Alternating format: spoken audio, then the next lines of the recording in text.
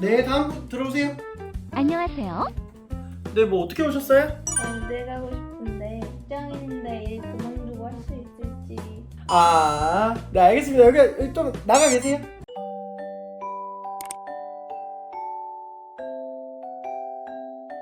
안녕하세요. 의사면모하니 채널의 주인장 오리쌤입니다. 오늘 내원해주신 환자분은 내가 원래 무슨 일을 하고 있었는데 회사원인데 의대를 갈 수 있을까요? 라는 질문들을 제일 많이 하실 거 아니에요. 답부터 하고 갈게요. 됩니다. 단 전제 조건이 좀 필요해요. 그럼 그 전제 조건들에 대해서 한번 알아볼까요? 지금 띄워준 자료는 고등학교 졸업한 다음에 의대에 입학하기까지 의대 입시를 준비하는 데만 들어간 비용인데요. 이건 참고서나 강의 등 생활비를 제외한 금액이에요. 이 금액이 그렇게 적진 않죠? 두 번째로 의대는 6학년으로 이루어져 있는데 그게 총 12학기예요. 그래서 12학기가 매번 등록금이 500만원에서 600만원 정도 평균치를 잡거든요. 거기에 생활비 플러스 알파에 뭐 책값 여차저차 하면은 의대를 졸업하는데 들어가는 학습 비용만 1억 정도로 보셔야 돼요. 그렇기 때문에 본인의 부수입이 있거나 나 혹은 가족, 결혼하셨다면 와이프의 경제적 지지가 좀 필요합니다. 그러면 내가 하던 일을 계속 하면서 의대를 다니면 안 되나요? 라고 하실 수도 있는데요. 의대 들어오면 시험을 계속 쳐요. 의대 학기가 진행될 때는 일주일에 하나씩 큰 시험을 보신다고 하면 돼요. 거기다가 의대 학기는 보통 2-3주 늦게 끝나고 2-3주 또 일찍 시작하기 때문에요. 방학을 맞아서 뭐 알바를 하거나 투잡을 하거나 학기 중에 다른 일을 하는 건 조금 많이 어렵습니다. 그래서 이 부분에 대해 각오나 기회비용에 대한 가만이 없다면 진로를 결정하기엔 조금 성급할 수도 있어요. 그리고 다음으로 그렇게 해서 의대에 들어오면 좋냐? 물으실 수 있는데요. 만약에 적성이나 흥미에 대한 탐색이 끝나신 단계라면 의심하지 마시고요. 이 부분에 대해서는 다음 영상에 좀 길게 얘기할 거니까 다음 영상도 꼭 구독!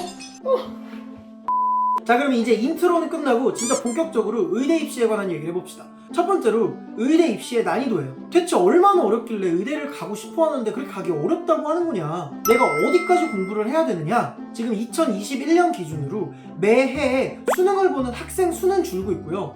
거기에다가 재수생 비율이 지금 30%까지 올라와 있어요. 즉 공부에 비교적 능한 상위권 학생들이 굉장히 많다는 뜻이겠죠? 거기다가 지금 이 자료를 보면 지금 5년 전에 비해서 의대 입시에 대한 선호도가 완전히 분명해졌어요. 5년 전만 하더라도 의대, 치대, 한의대, 수의대, 서울대가 이렇게 좀 겹쳐 있었거든요. 근데 지금 같은 경우 보이시죠?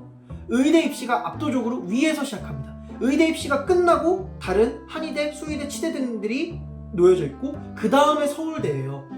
그렇기 때문에 의대 입시의 경쟁이 더 심화됐다고 생각할 수 있고요.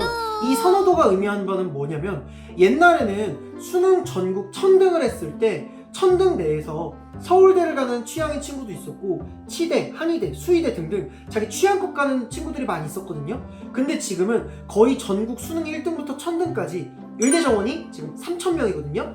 3000등까지가 다다다다다 의대를 채우고 시작하신다고 보시면 됩니다. 즉 옛날에는 수능 1등부터 한 10,000등까지가 의대에 들어갈 수 있는 기회를 가졌다고 하면 지금은 수능 1등부터 거의 3,500등 내지 4,000등까지만 의대에 갈 수 있는 기회를 가질 정도로 선호도가 압도적으로 높아졌어요.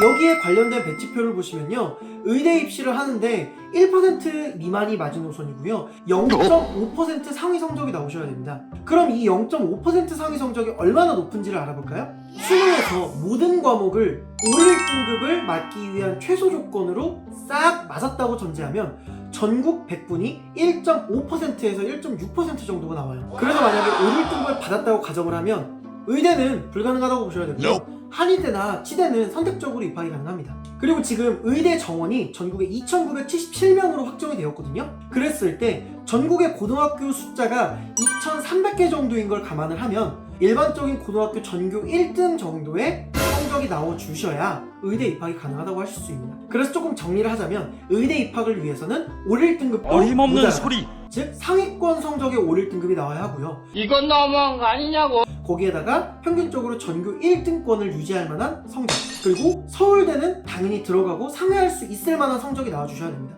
자, 의대 입시가 얼마나 어려운지는 알아봤으니까요. 두 번째로 이제 그럼 어떻게 공부하면 의대에 갈 수 있는지 공부하는 전략에 대해서 얘기를 해봅시다. 공부법은 수많은 사람들이 이 공부법, 저 공부법, 뭐 별의별 희한한 공부법들이 되게 많아요. 인터넷에 뭐 말도 안 되는 공부법들을 우스갯소리로 하는 것도 많고요.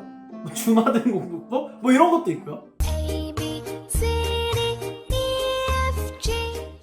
첫 번째로 공부법에 집착하지 말라고 하고 싶어요. 공부 이쁘게 하려고 하지 마세요. 정리를 이쁘게 하고 요렇게 포스트잇 막 이렇게 붙이고 유튜브나 공부법 강의들에서 말하는 그 형태를 그대로 답습하려고 하지 마세요. 저는 특목고 다니면서 진짜 공부 잘하는 친구들 엄청 많이 봤고요. 거기다 의대 다니면서도 공부 잘하는 천재 같은 친구들도 많이 봤고 열심히 하는 노력형도 정말 많이 봤는데 글씨 이쁘게 쓰고 단거나 이쁘게 하는 친구는요 전체 20%? 많이 봐야 한 30%? 그렇게 많지 않습니다. 자기 방식이 있는 거고 그렇게 하는 친구들은 그렇게 하는 게 공부가 잘 되니까 이렇게 이쁘게 공부를 하는 거고요. 그렇게 안 하는 친구들이 그렇다고 해서 나쁜 공부법이 아니에요. 두 번째로 공부 시간에도 좀 집착하지 마세요. 하루에 순공 몇 시간을 해야 의대를 간다. 그거는 자기 관리를 하는데 의의가 있는 거 이상도 이하도 없어요. 내가 그만큼 몰입하고 거기에 몰두하는 게 중요한 거지 몇 시간을 앉아있으니까 더 된다. 내가 많은 양을 갖다 붓는다고 비례해서 성적이 오른다는 거는 그냥 자기 암시고 자기 위안이고 자기 자신한테 동기부여를 하는데 제일 좋은 방법일 뿐이라고 생각해요. 하지만 남들은 몇 시간 공부하는데 몇 시간밖에 공부 못했네? 저는 오히려 마이너스일 거라고 생각합니다. 양치기가 도움이 되는 건 감각 유지에 도움이 됩니다. 이건 진짜 많은 사람들이 공감을 해요. 그러니까 문제집 몇 건 풀었다 보다 내가 몇 시간 동안 몇 문제를 얼마나 집중해서 풀었냐가 더 도움되는 거니까 내가 순공 9시간을 몇 권을 어떻게 풀었냐 이런 거에 집착하지 마시고요. 내가 몰입한 시간 동안 얼마나 거기에 충실하게 시간을 보냈냐만 생각을 하세요. 수능 같은 경우는요 어떤 논리를 외우냐보다는 어떤 논리적 구조나 판단력을 내가 갖고 있느냐를 묻는 시험이기 때문에 방법론보다는 내가 그걸 어디까지 받아들이고 진짜로 내가 발전하는데 목표를 두셔야 돼요. 그리고 당연한 얘기지만 그거 아시죠? 작심 삼일 30번이면 100일입니다. 자 이제 마지막으로 평균적인 머리를 가지고 있는 내가 의대에 가는 게 가능할까? 라는 질문입니다. 솔직히 좀 진지하게 얘기해서요 기본적인 학력이 없는 상태에서는 어려운 게 맞습니다. 하지만 된다 안 된다 개념에서 어렵다라는 개념을 모르시는 분이라면 이런 영상 보지도 않겠죠. 학력은 능력이 아닙니다. 즉 내가 학력이 짧다고 해서 학업적 능력이 없는 게 아니에요. 다른 분야에서 자기가 학업적 능력, 배움에 대한 소양을 잘 발휘하시는 분들이 되게 많거든요.